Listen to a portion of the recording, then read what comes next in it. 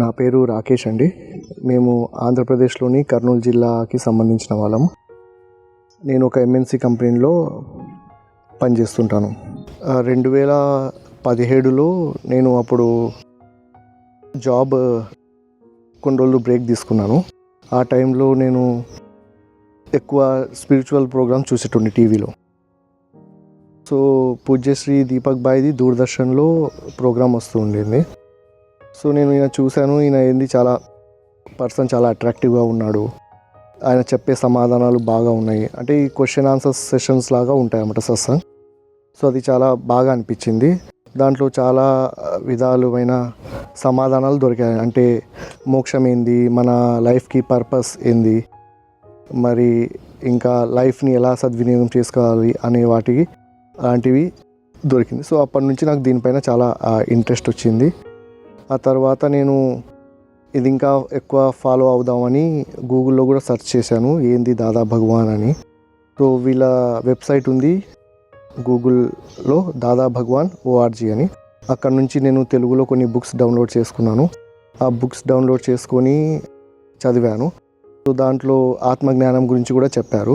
So ఇలా వీళ్ళ గురించి తెలిసింది. మరియు పూజ్య దాదాశ్రీ గురించి కూడా ఆ ప్రోగ్రామ్స్లో చాలా చెప్పారు. నీరుమా గురించి కూడా చెప్పారు. సిమందర్ స్వామి గురించి కూడా చెప్పారు. మేము ముందుగా నేను బుక్స్ చదివేవాడిని, భగవద్గీత, భాగవతం అలాంటివి చదివేటోడిని. సో దాంట్లో ఒక గురువు యొక్క ఇంపార్టెన్స్ చెప్పేవాళ్ళు. ఒక మంచి గురువు ఉంటే మీ లైఫ్ బాగా ఉంటుంది అని. సో ఆ టైంలోనే పూజ్యశ్రీ సత్సంగ్ని నేను చూశాను.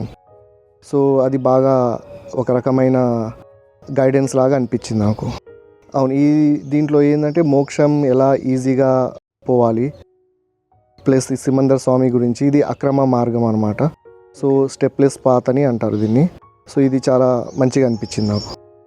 జ్ఞానం ఇలా టీవీలో ప్రోగ్రామ్ చూస్తూ ఉంటే ఒకసారి మాకు తెలిసిందికి 2019లో పూజ్యశ్రీ దీపక్ భాయ్ బెంగళూరు వస్తున్నారని. సో అప్పుడు మేము మా ఫ్యామిలీ అందరం వెళ్ళి అక్కడ జ్ఞానం తీసుకున్నాం.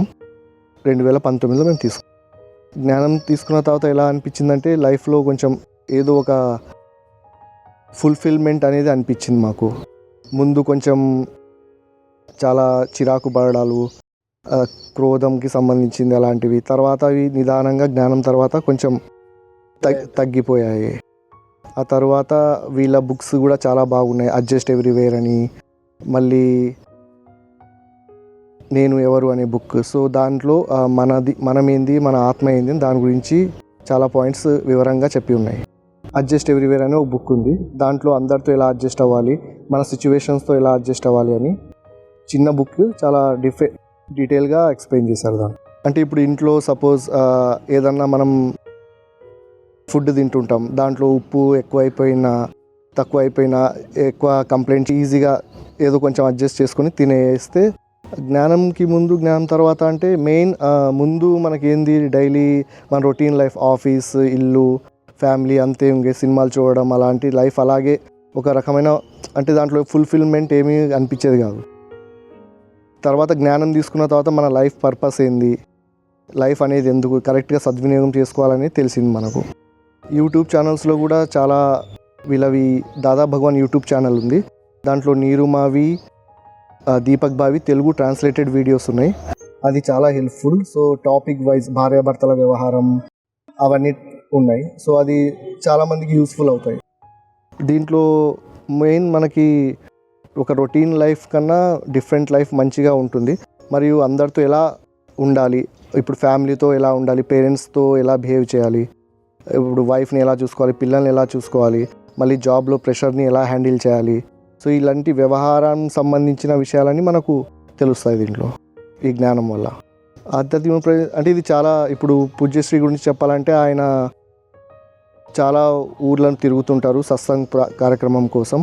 సో ఎవరికైనా జ్ఞానం తీసుకోవాలంటే వాళ్ళ దగ్గరకు వచ్చి కనెక్ట్ అయితే జ్ఞానం వీళ్ళు ఇస్తారన్నమాట.